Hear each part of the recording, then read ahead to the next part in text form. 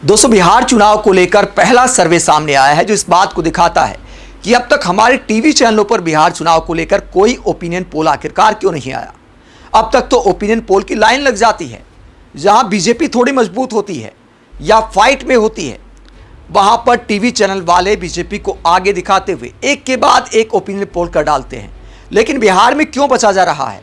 क्योंकि एक तो ओपिनियन पोल को लेकर या एग्जिट पोल को लेकर टीवी चैनलों की पहले ही भद पिट चुकी है।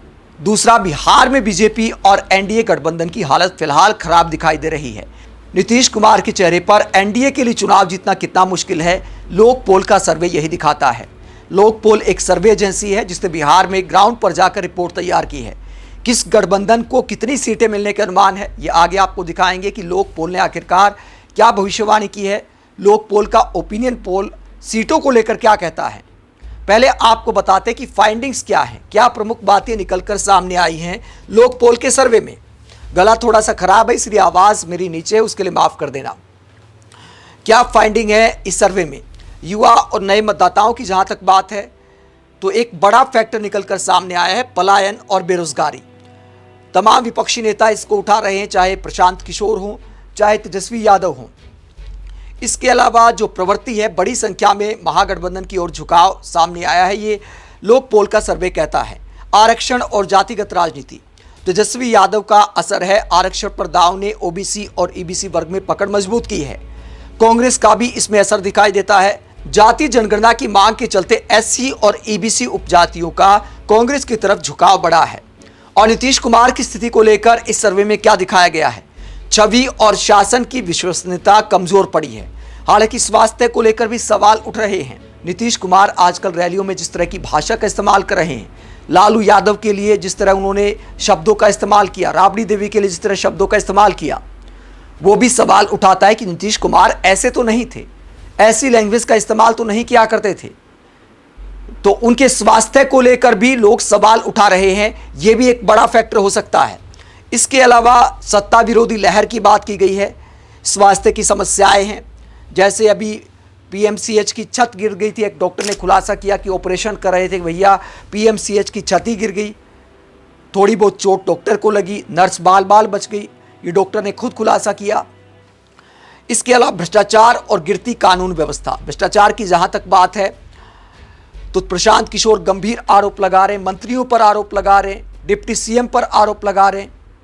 और इसके अलावा कानून व्यवस्था की जहां तक बात है तो दरभंगा में नीतीश कुमार की रैली में ही बहुत सारी महिलाओं की मंगलसूत्र चोरी हो गई। कानून व्यवस्था का मजाक बन गया है। कहीं अवैध शराब को लेकर पुलिस कार्रवाई करनी जाती है तो पुलिस वालों को पीटा जाता है। तो कानून व्यवस्था के ऐसे हालात हैं। शराबबंदी को लेकर नीतीश कुमार की कानून व्यवस्था की पोल खुल चुकी है। बिहार में कहा जाता है कि जगह जगह शराब सप्लाई होती है तो सिर्फ राजस्व का नुकसान है। प्रशांत किशोर जैसे नेता तो कहते कि भैया अगर हमारी सरकार बनती है तो पहली कलम से ही शराबबंदी को खत्म किया जाएगा, क्योंकि शराबबंदी लागू करके भी जब बिहार में नहीं है तो सरकारी खजाने को नुकसान पहुंचाने में आखिरकार क्या फ़ायदा है। जब घर घर शराब बिक रही है, उसकी वजह से अपराध बढ़ गया है। तो ये तमाम मुद्दे हैं जो नीतीश कुमार की छवि को कमज़ोर बनाते हैं। इसके अलावा एनडीए को लेकर जो जातिगत कमजोरियां हैं उनका भी इसमें जिक्र किया गया है। लोकपोल के सर्वे में ईबीसी समर्थन में गिरावट आई है। नीतीश को भाजपा की कठपुतली माना जा रहा है।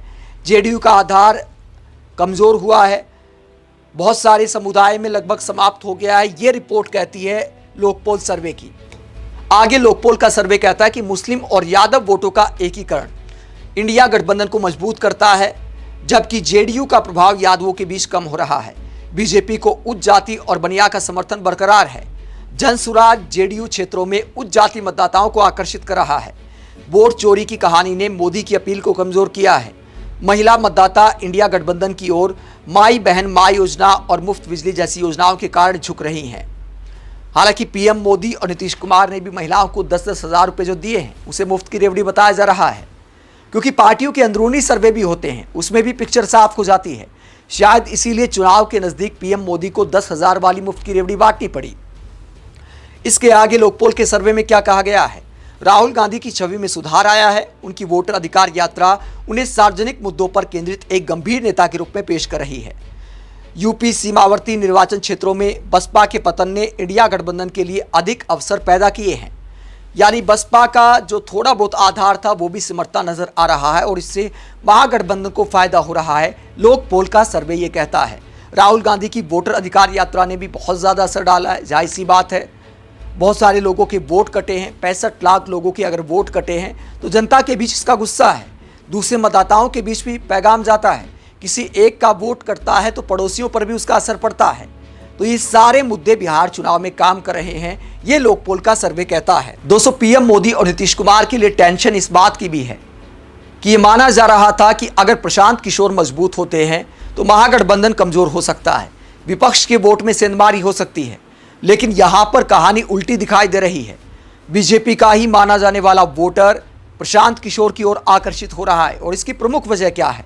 इसकी प्रमुख वजह है नीतीश कुमार का चेहरा पिटना। उनके चेहरे में अब कोई जादू नहीं बचा है, ऐसे में उनका कोई आकर्षण नहीं इस चुनाव में। इसके अलावा बीजेपी के चेहरों की बात करें, डिप्टी सीएम सम्राट चौधरी की बात करें, प्रदेश अध्यक्ष दिलीप जायसवाल की बात करें, या बिहार में कोई भी बीजेपी का नेता हो, बिहार में बीजेपी के पास एक भी ऐसा चेहरा नहीं है जिसका कोई आकर्षण हो, जिसकी कोई चर्चाएं बिहार में हो, जो वोटर्स को आकर्षित कर सके।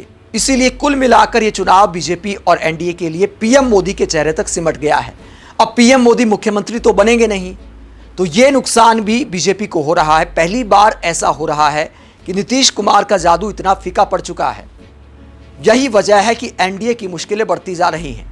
और इन सारे समीकरण को देखते हुए कितनी सीटें आने का अनुमान है, किस गठबंधन को फिलहाल कहां पर दिखाया है लोकपोल के सर्वे ने, लोकपोल ने क्या भविष्यवाणी की है, यह आपको दिखा देते। सीट वाइज क्या भविष्यवाणी की है, इसमें दावा किया गया है कि 3 हफ्ते तक ग्राउंड पर मेहनत की गई, बहुत ज़्यादा फील्ड वर्क किया गया और बूथ लेवल तक पहुंचकर ये सर्वे किया गया है।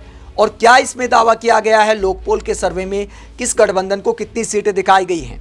एनडीए यानी बीजेपी, जेडीयू और भी बहुत सारे सहयोगी दल हैं, उनका अनुमान है 105 से 114 सीट हासिल करने का।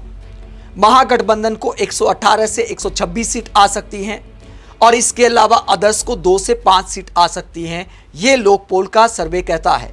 यानी प्रशांत किशोर को भी बहुत ज़्यादा सीटें मिलने की संभावना नहीं है, ये लोकपोल का सर्वे कहता है। जब अदर्स को 2 से 5 में ही समेट दिया तो उसमें प्रशांत किशोर भी आ जाएंगे।